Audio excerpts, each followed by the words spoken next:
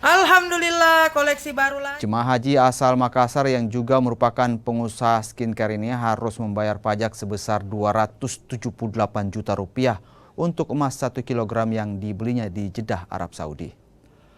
Perhiasan emas 1 kg yang dibelinya ini seharga 880 juta rupiah yang terdiri dari kalung, gelang, dan cincin. Seluruh perhiasan emas ini dibelinya saat melaksanakan ibadah haji.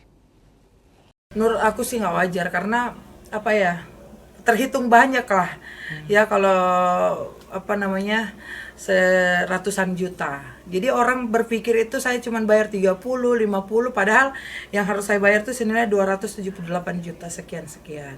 Awalnya dimintai berapa, Bu? Awalnya dimintai 550 juta. Hampir separuh dari Iya, harga. hampir, bukan separuh. Karena yang saya beli itu uangnya kalau diuangkan itu sekitar 880 juta saja. Ya. Jadi saya bilang, Pak, kenapa ini bukan setengah harga lagi pajaknya yang harus saya bayar. Akhirnya kita nego-nego sampai deal, saya disuruh bayar 278 juta yang kita bayar. Alasannya kenapa itu, Bu? Alasannya ada, kemarin sudah dijelaskan kena pajak ini. Jadi total keseluruhannya mentoknya kita disuruh bayar segitu baru bisa diambil barang.